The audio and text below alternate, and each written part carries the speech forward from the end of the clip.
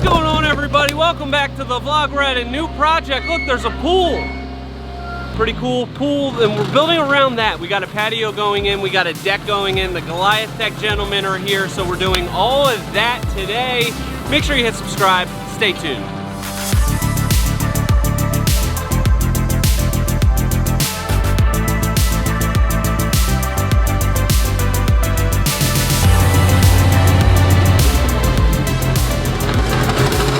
What happened? Did you hit a gas line? No. Underground pet cemetery? Rocks. Secret burial ground? Yeah, we get through anything. This fabricated drama that you see on TV is a lot harder than it looks. Went in smooth, like usual.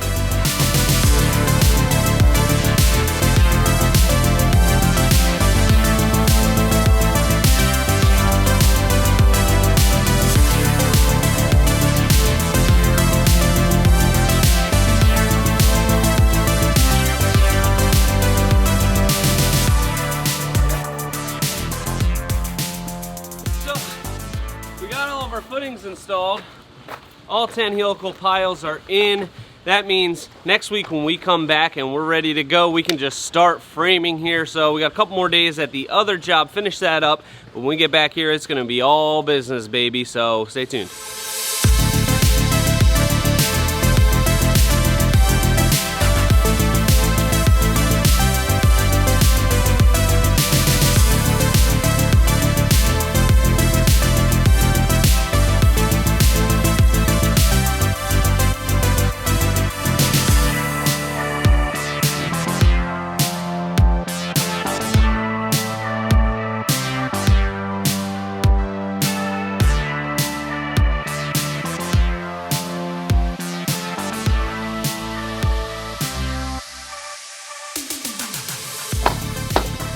We're back on site now, our first real day on the job, and you can see we got everything demoed, and we got a little bit of an issue with the house foundation here.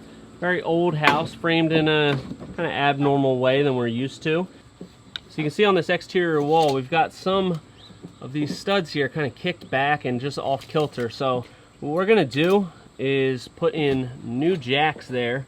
We've got doubled 2x4s, and we're gonna put them on a new layout because since there's no exterior rim board on the house, we're gonna have to lag into these studs. So what we did was set up this string line so it's 1.5 inches away from where it should be. So we leveled this up here, we leveled up the one on the other side, and now we can just put in these new studs and we can make sure that they're 1.5 inches away from that line, and everything will be nice and straight. So a little bit unexpected. It's an old house, so I figured we'd have to do something here.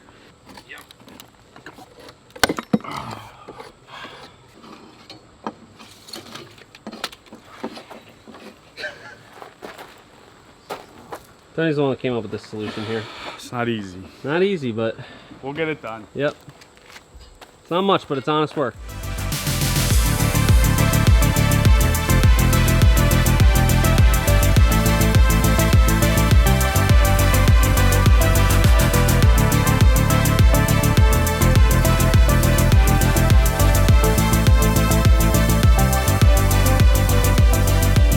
We've got a little bit of a belly on the house here. You can see it kind of diving back at that corner. Now the house is about 200 years old, so there's not much that we can do about that. We have it nice and structurally sound, but we're gonna have to make some slight adjustments once we go to lay decking and work with that little hump there. But I think we can do it. I've done worse. If anybody can do it, it's us. Seen worse. It's fine, it's straight. Just keep telling yourself that. And then when we lay deck boards, we'll make it disappear. And then when we build things on top of the deck, we'll make it disappear. And then you have to go back to this first video to know that there was a belly in it. There's no belly in it. We'll get it. Watch. Stay tuned.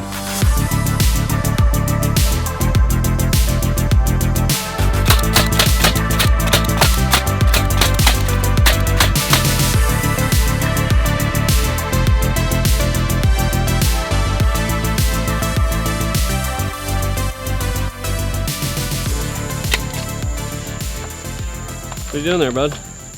We are measuring the size of our joists so we can have a consistent height across so we don't have any bumps.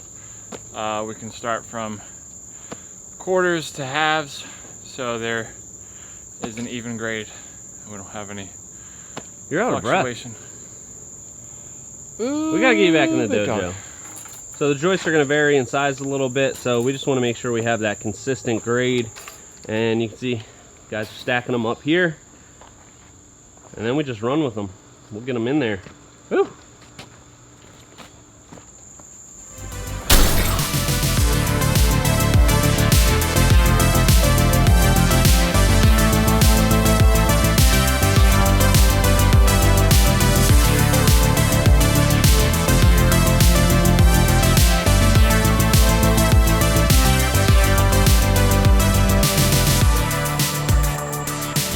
Oh, hey there, Pat. Didn't see you there, bud.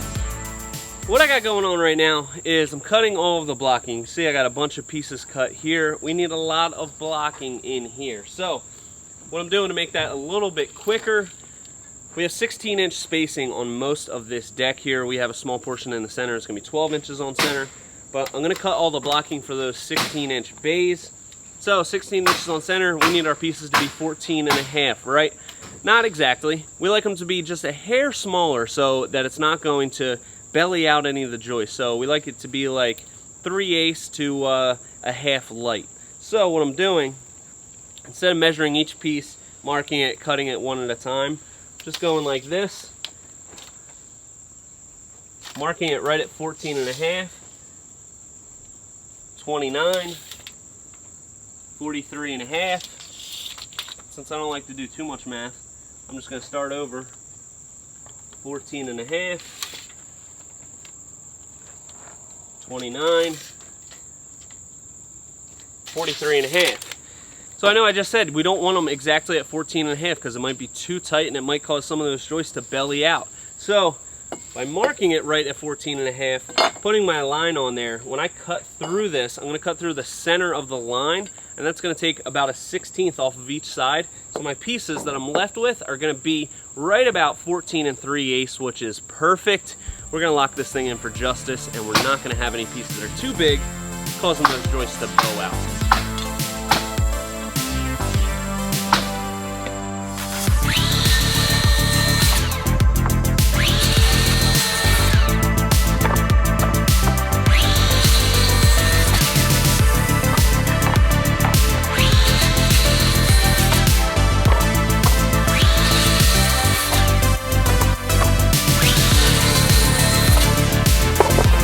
These cut in no time.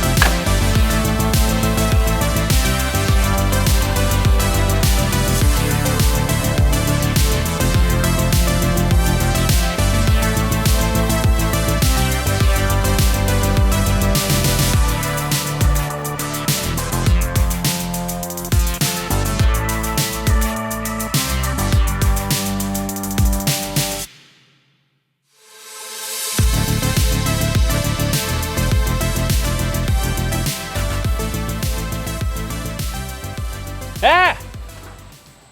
Jesus, Pat. You scared me. I'm drawing a picture. I figured we need to do it. We just have to do an inlay here. I think it's very important to do one here. So I drew this drawing, and look, this is the deck here.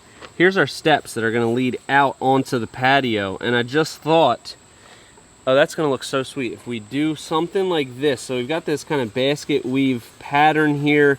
All the field boards are gonna be Kaya. So what I'm thinking right now is that we also do part of this inlay. Can you even see this, Pat? Yeah. You can see it good? Nice. We do this, and then these right here, those right there, that would be Costa. What do you think? I think that's sweet. That's what you made me get the camera for? Yeah. You just gotta let them go sometimes.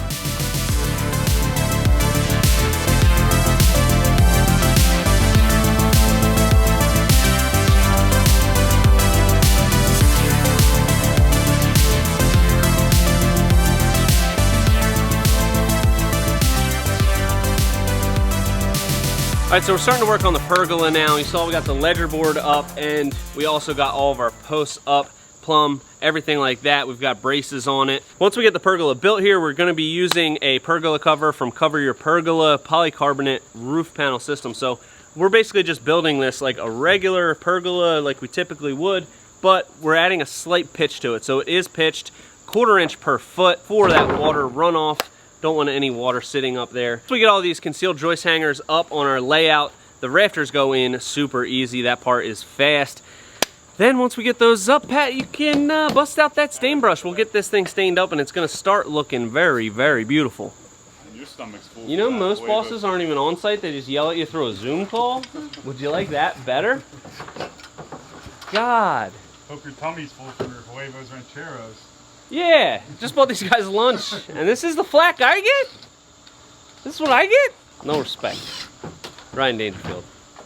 Ryan Dangerfield. Rodney. Ryan Dangerfield, yeah. No respect.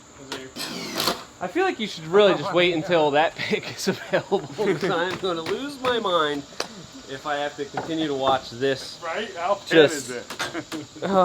I never said that once. I would love to use the pick, but you're using it. He's almost done. There's 2x12s over there. You can. I'm not. 2x12s. I got to get out of here.